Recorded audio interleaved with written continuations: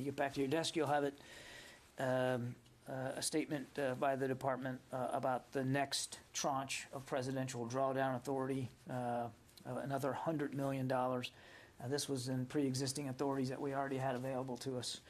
And in that package, there will be 18 155 millimeter howitzers, 18 tactical vehicles to tow those howitzers, and 18 artillery tubes, basically is our equivalent of a battalion, an artillery battalion, and 3 AN-TPQ-36 counter-artillery radars. This is the same counter-artillery radar system that we had talked about before that had been provided to Ukraine, and then some ancillary field equipment and spare parts and that brings to a close the pre-existing authorities that we had and draw down $100 million. That stuff will start to flow very, very soon. I cannot give you an exact date of when it's all going to show up in Ukraine, but you can imagine, having seen us do this in the past, that we're not going to sit on our hands. We'll start flowing that stuff immediately. And these are all items that we have provided in the past, so there's a process in place for that. So there's that.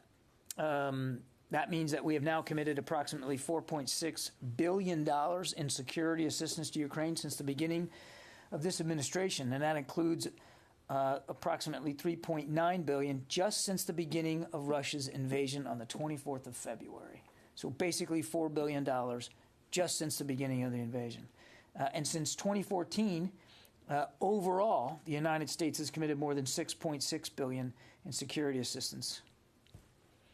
And then obviously we're going to continue to work with allies and partners to continue to provide additional capabilities. I think you know that. Okay, on to the news last night about support for the baby formula crisis here in the country. U.S. Transportation Command is expeditiously coordinating across federal agencies to include the Departments of Agriculture and Health and Human Services and the Food and Drug Administration to support the President's direction to conduct Operation Fly Formula. U.S. Transportation Command will leverage its partnership with commercial air carriers to contract and accelerate the importation of infant formula into the United States that meets our government's health and safety standards. Now, we're in these active coordination right now. I do not have a specific flight to speak to today or exact quantities to speak to today. We are in active coordination with the interagency. We've got our marching orders, and we'll work through this. The first step of that is, again, working with the interagency to identify locations where formula can be had overseas, and then getting the right aircraft in place to bring that to the United States, and then, of course, working out the destination. So I'm sure you all have a lot of questions about this. We are in the very early stages of working through this. We all share the same sense of urgency, and we will participate and cooperate to the best of our ability, but I just don't have specific aircraft information to give you today. As I think you know, today the Secretary is hosting his Spanish counterpart, Spanish Minister of Defense Margarita Robles, to the Pentagon. We'll have a readout of that meeting later today. That meeting's ongoing. This morning, I think you also know, the Secretary shared a working breakfast with Israeli Defense Minister Benjamin Benny Gantz. The two leaders, who know each other quite well, discussed the administration's commitment to preventing Iran from obtaining a nuclear weapon and addressing Iran's destabilizing actions throughout the region. The Secretary commended Minister Gantz on Israel's deepening relationships with countries across the region and the increasing opportunities for military-to-military cooperation that are enabled by Israel's transition into the U.S. Central Command area of responsibility. Quick update out of Southcom this week. From the 16th all the way through today, the U.S. Southern Command has been hosting U.S. chiefs of mission and senior policymakers from the Western Hemisphere for a conference to discuss support to U.S. foreign policy and diplomatic efforts in South America, Central America, and the Caribbean. And those discussions, we are told, have gone very, very well. And then lastly, just on schedule again, the Secretary will be taking some time later this afternoon to meet with the members of the Suicide Prevention Independent Review Committee, and as they kick off their deliberations. So he's very much looking forward to that. That'll be very soon this afternoon, and this thing died on me. Okay, with that, Ben Fox, questions. Perfect timing for it to die, by the way. It's good. Ben. Hi. With respect to NATO, what types of things would the U.S. be willing to do in order to help provide security assurances to Finland and Sweden, particularly during the time before any formal approval of NATO membership. Would that, for example, include increased troop rotations into the countries? Yeah, I'm not going to get ahead of where we are in staff-level discussions with Sweden and Finland. We've said before, these are two militaries we know very well. We've operated with them in Afghanistan, Iraq, and Kosovo. We exercise with them routinely. And we are actively now talking to them about what kind of security assurances they might need or welcome. And we'll work our way through that at that level. But I don't have anything specific to speak to in terms of actual deliverables on that. When we have more to say on it and when we can talk about it, we certainly will. In the room, yeah, in the back there. Hi there, John. I'm wondering if you can tell us at all, with the newly passed bill that's expected to be signed, what types of equipment will you be sending first in those tranches? So, as you know, there's a good chunk of this new supplemental that will go to Presidential Drawdown Authority, and the Congress added some additional money to that. So it's we asked for $5 billion. I'll get you in a second. Right, let me answer the question, and then we'll that way you're just not going to exhaust your arm holding it up there because my answers can be quite long. So those additional funding that'll go to Presidential Drawdown Authority. We are in constant communication with the Ukrainians about what they need on a almost daily basis. So we already have some thoughts about future systems and material that'll go. I don't want to get ahead of the decisions yet because, I mean, there's a process here that has to play out in terms of what we propose to the Ukrainians, the back and forth we have with them, and then what ultimately the president authorizes. But I can tell you this, that just like you saw with the $100 million we just signed out today, the kinds of things that will go forward will be relevant to Ukraine and to the fight that they're in, understanding that over time that fight's going to change. So the future drawdown packages will probably, at least in terms of frequency, look a lot like what we've done in the past. I mean, we now have some longer runway, and so we're going to meter these out appropriately so that Ukraine's getting what it needs in the fight that they're in, and that fight could change over time. So I don't want to get ahead of where we are. I don't want to speculate about future specific systems. But go ahead. With the fight in the Donbass going on right now? It is not out of the realm of the possible at all that there'll be future artillery systems in there. But again, I don't want to speculate or get ahead of where we are. Artillery clearly has proven to be a critical element for the Ukrainians in this fight. We said that when the war was going to now go into the Donbass, that it was a fight that was going to be heavily reliant on long-range fires, artillery, and we've seen that bear out.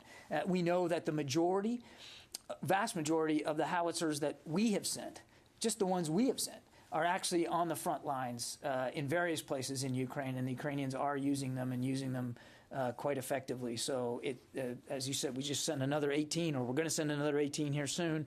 It's entirely possible that artillery could be in future drawdown packages, but we'll work that through. And just like we've done it in the past, we'll be as transparent with you when we can. When we have made these decisions, we'll certainly make that public.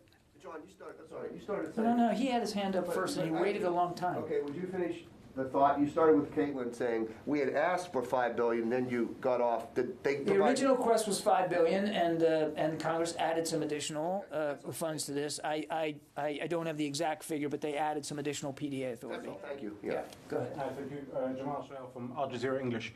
I wanted to ask you about the working breakfast between the Secretary of Defense and Benny Gantz. The readout didn't mention anything about the killing of Palestinian-American journalist Shireen Abu Akleh. Obviously, there is a lot of condemnation that's come from U.S. lawmakers with regards to the killing of the journalist. It is highly likely that she was killed using an American weapon, considering the weaponry used by the Israeli military. Was this discussed between the two during the meeting?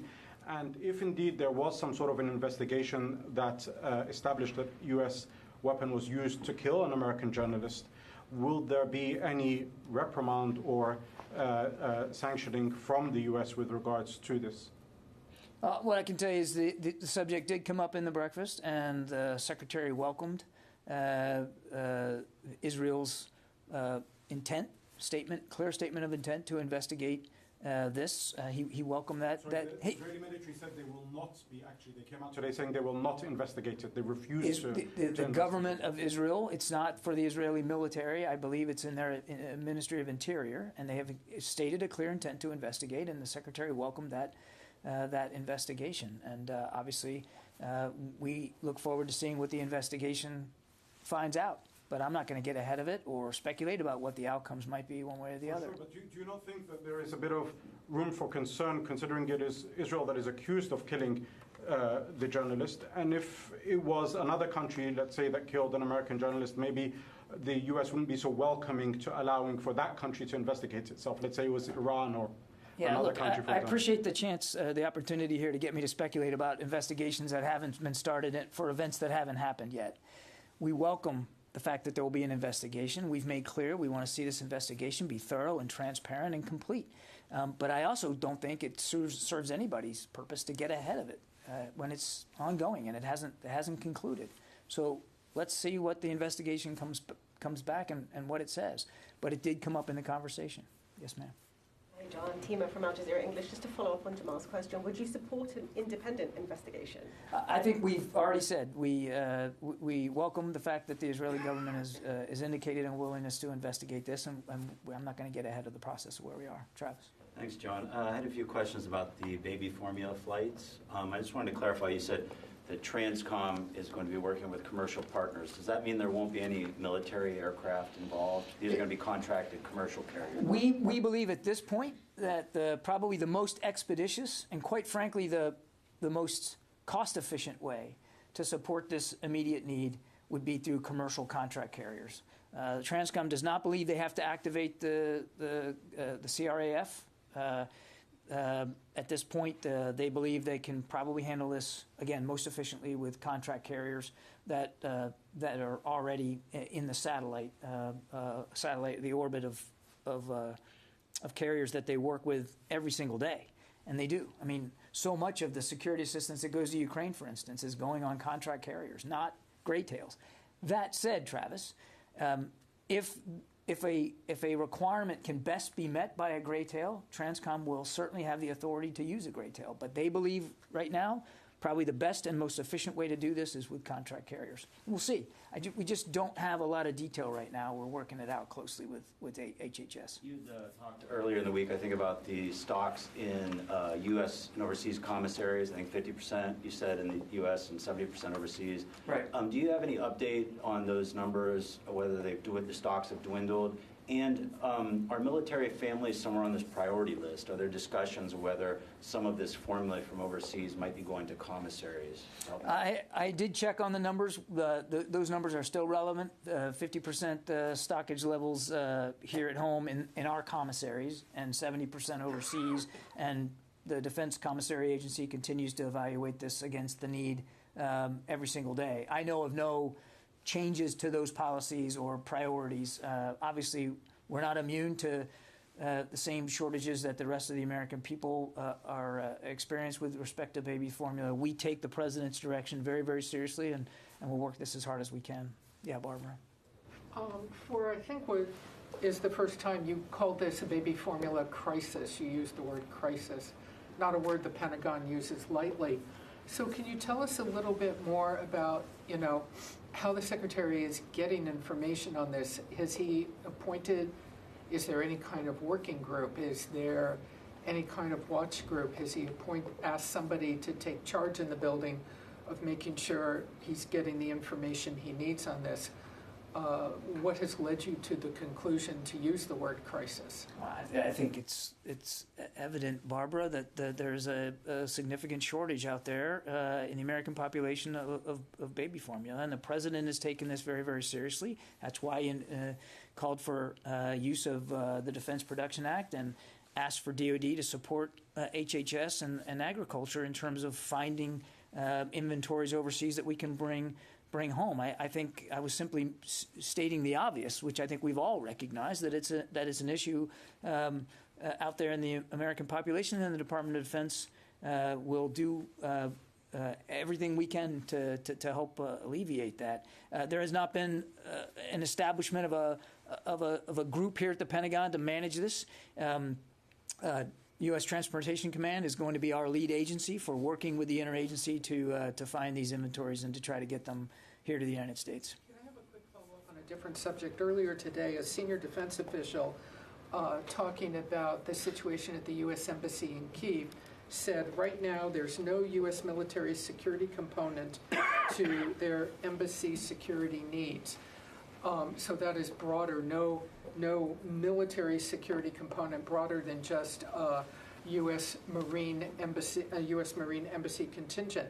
If you, and I fully understand it comes at the request of the State Department, but nonetheless, if there's no U.S. military security component to the embassy's security needs, are you not concerned?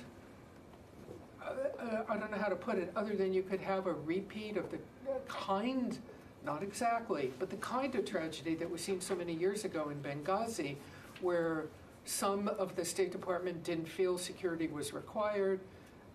Military security was brought in late because they weren't asked to be there. Do you just wait for the State Department, or do you at some point take a more assertive role and say, we have assessed and we think you need security? Or do you think no security is needed by anything other than State Department personnel? I would say we work very closely with the State Department about their security requirements. And those security requirements are not the same in any two places around the planet. So we are in direct conversations and coordination with our State Department colleagues about their security footprint there at the embassy in Kyiv. And I don't have anything to announce today with any changes to how that's going to be done in the future. We're in constant communication with them, and I don't think that it would be helpful for me at all in any way from the podium to talk about what that security footprint looks like, what the postures looks like, and how the security requirements are going to get filled. And I would certainly refer you to the State Department to speak to their decision-making process in terms of how they better secure diplomacy and their diplomats. If there is a validated need for U.S. military assistance, then again, that's a discussion that we will absolutely have with the State Department. I mean, we obviously want our diplomats to be able to do their jobs, and we're glad to see that they've resumed operations in Kyiv. We agree with them that's an important move. And if there's something that the U.S. Department of Defense can do to assist them in their diplomatic work, then we'll have that conversation with them. So you're being just to be clear, you're being very prospective, shall we say, in looking down the road. You are repeatedly saying you will have that conversation if there's a need. We are having that conversation with the State Department about what their security requirements might look like. But it's ultimately up to the Secretary of State to determine there or anywhere else around the world how he wants to better secure and protect his diplomats. And if there's a role that we can play, then we will absolutely have that discussion with them. But I'm not going to get ahead of where things are right now, and I am certainly not going to talk here from the podium about security footprint at that or any other embassy. I think you can understand we wouldn't want to go there. Yes, Azura. Thank you. John, as you know, Afghanistan people situation get worse every day. Women's situation, Taliban push them, force them to wear burqa, chadari, and the other side, Aqani, a week ago said we are close friend with American, we are not enemy. American is not our enemy. If it's not enemy, although I asked this question from the State Department, if you have a good relationship with American, then why they don't open the school for women in Afghanistan? And the other side, as I read the report for the Pentagon yesterday, Pentagon concerned about Daesh also, and $7 billion value equipment of United States left behind in Afghanistan. This is complicated. What do you think? And the second question, what's your first question? The first question is about what do I think about what? Daesh. Pentagon is concerned. Yeah, we talked about this the other day. Last time I was at the podium. I mean, we've been nothing but clear and consistent that we don't want to see a return of ISIS, particularly ISIS-K inside Afghanistan. That's already there, but I mean, a growth in their capability such that it would threaten our interests. And we're watching this as closely as we can. How about Al-Qaeda? Same thing. Okay. Do you accept Afghani's friendship? Taliban say we are friends with the United States. We are not enemy. I'll tell you what we won't accept is another threat to the homeland that emanates from Afghanistan, and that's why we're going to stay focused on making sure we have an over-the-horizon counterterrorism capability to deal with that. And also there is rumor that the United States want to establish military base in Pakistan. Is it true? I'm not going to. I don't know any. I have no updates in terms of military basing in the region. We are talking to regional partners about possibilities to help us improve our over-the-horizon counterterrorism capabilities. But I don't have any updates for you or anything specific to talk about. Yeah, in the back there. Hi, I'm Susana from the Spanish News Agency. Thank you. Going back to the NATO summit, I would like to know, I wonder if you would be able to give more details about what's being cooked. Because what's being cooked? Yes, before the summit, because they are talking about a new strategic concept that it's going to be set during this summit. So what does this mean? And also my second question is, will the U.S. be willing to send troops to Sweden or Finland if they ask them for, or if they ask NATO for any help? Sure. I think Secretary General Stoltenberg has talked quite a bit about NATO's new strategic concept. I'd point you back to the comments that he has made. I know that they will clearly in June in Madrid want to talk about the future of the alliance and how the alliance needs to continue to evolve and transform for the security environment that has actually changed in Europe. Clearly it has. And NATO is now more relevant than ever. And I know that without speaking for the Secretary General, he's eager to have that discussion with allies in June. I won't get ahead of that discussion. We are very much looking forward to participating in that. On Sweden and Finland, I think I'd go back to what I said before. We are in conversations with both countries now that they have both applied, but they have not yet assessed. We're having staff-level conversations with both militaries about any potential security assurances and or capabilities that they might appreciate having availability to in this time between application and accession. And we just haven't, those discussions are ongoing, and we just haven't come to any final conclusions about that. But I would just, again, make 2 points. One, we certainly strongly support their accession into the alliance.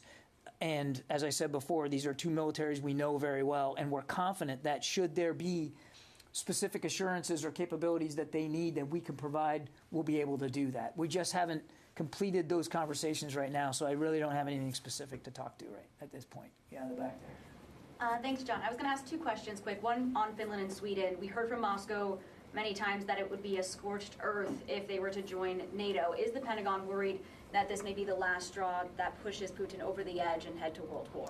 I can't possibly get inside Mr. Putin's head to determine what he will or won't do. I mean, he did make comments earlier this week that he was not overly concerned.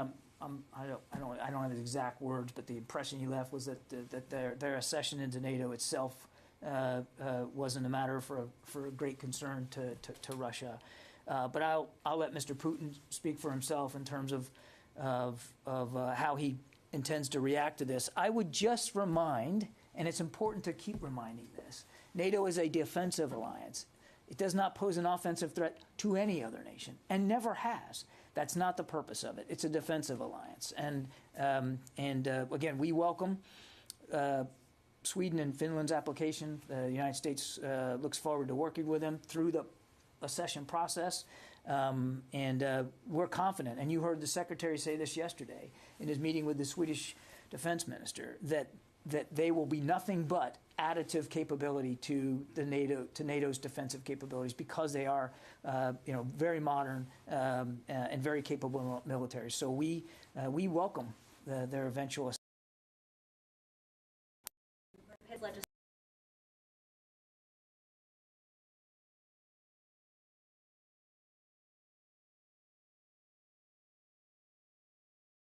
I don't want to get ahead of pending legislation here, and we try not to comment on that, but I do want to make clear how seriously the Secretary takes this issue.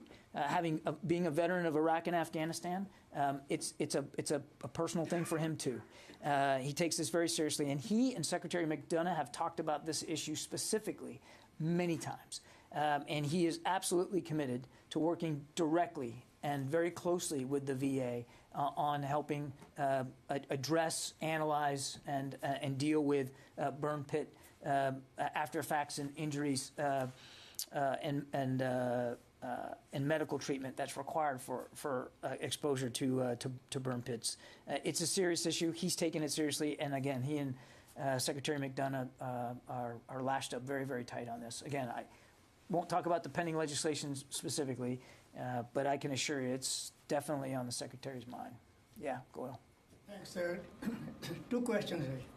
One on Afghanistan, one on Sri Lanka. As far as Afghanistan is concerned, you think Taliban are living up to their promises they made to the U.S. and to the global community? Because in recent days, there were bombings at girls' schools, and also women are now being forced to many things which they said they will not go through. Yeah, I think our State Department colleagues have talked about this, and I'll leave it to them to speak to issues like that, Goyle. We're focused here at the Department of Defense on making sure that another 9/11 type attack cannot occur from or emanate from Afghanistan, and that's what we're focused on.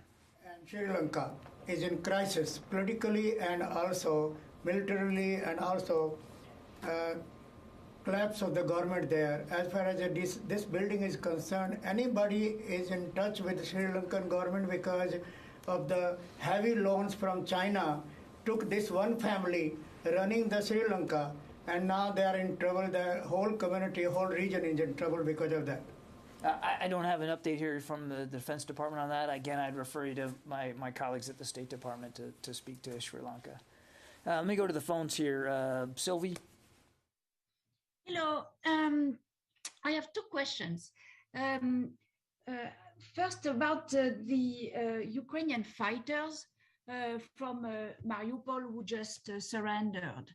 I wanted to know if U.S. is trying to facilitate any negotiation to help them to go back to Ukraine. And my second question is about grain and grain exports. Are there any talks about creating a security arrangement so that Ukraine grain can be exported, either from Odessa or elsewhere? Yeah, Sylvie, I mean, obviously, we know that the Russians continue to be able to blockade in the Black Sea and prevent exports of grain from Ukraine, and we obviously understand the economic impact that not only to Ukraine but to so many other countries around the world. I mean, this is something that the administration is having discussions on from an interagency perspective. Excuse me, and I'm not going to get ahead of those discussions. And then your other question was on the soldiers taken from the Azovstal plant. I mean, look,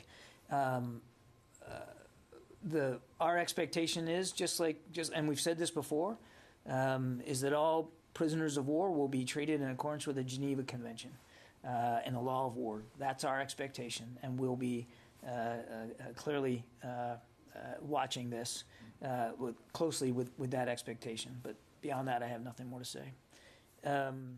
Tara Kopp.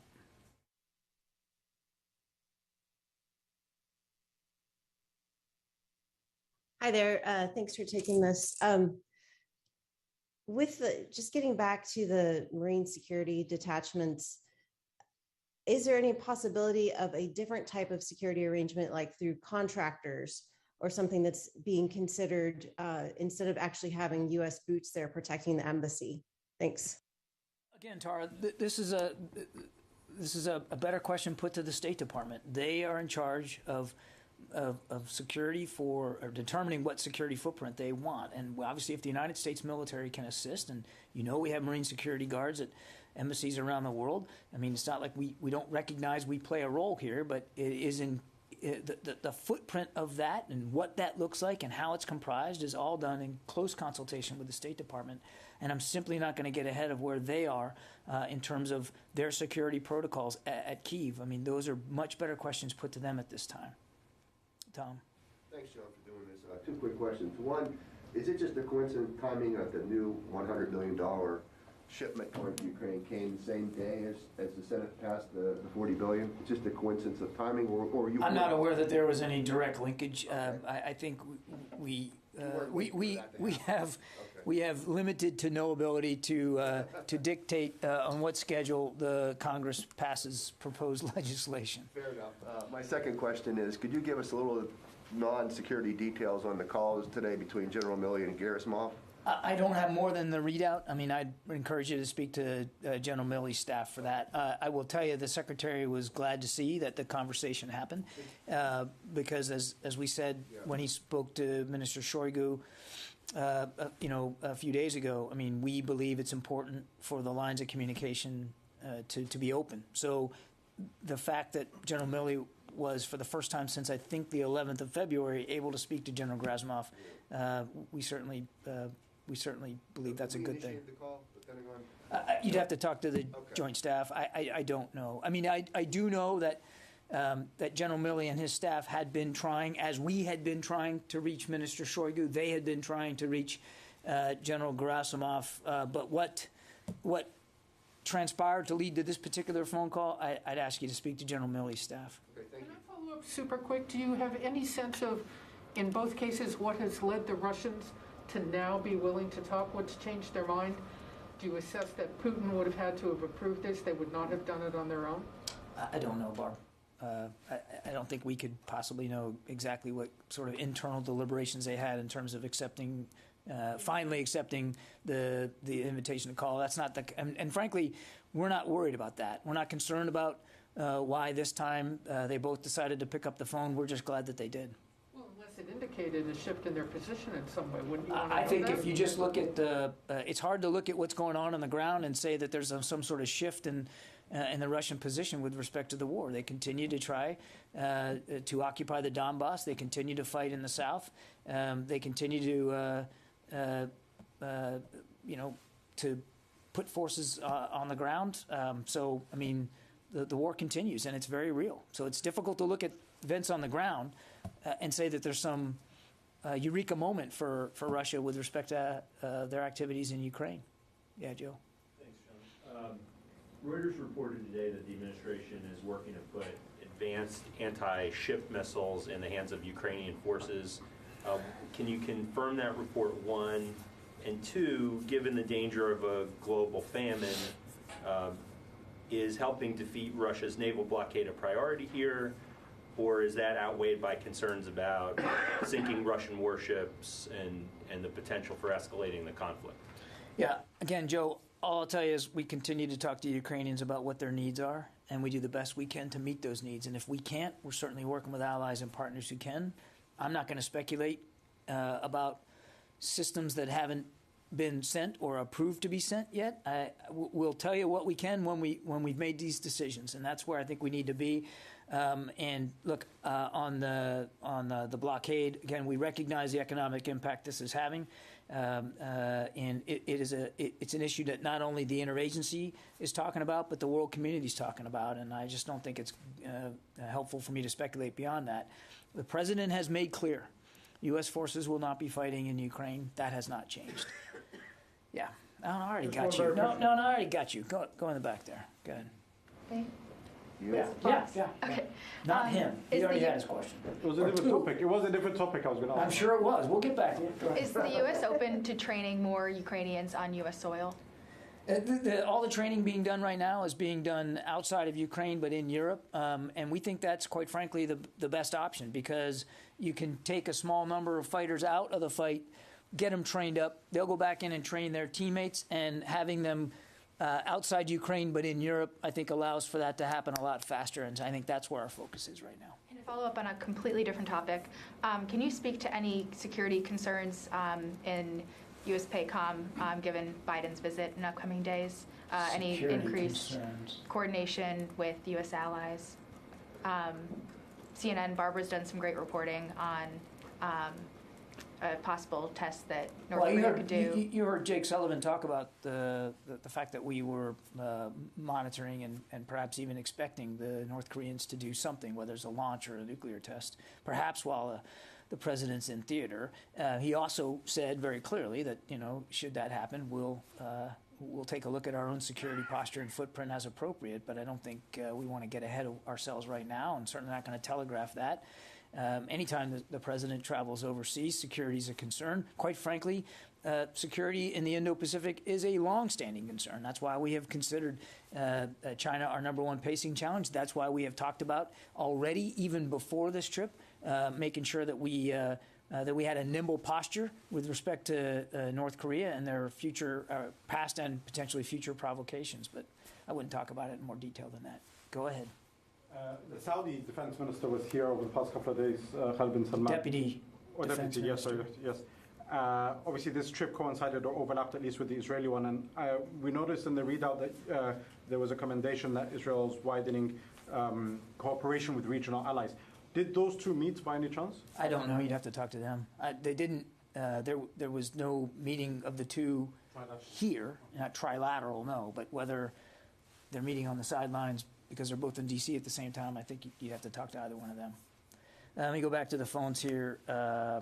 Laura Seligman, Politico. Hey, John. I wanted to go back to Sweden and Finland. Is the U.S. considering a larger U.S. naval presence in the Baltic Sea, as Sweden has requested? And what would that potentially look like?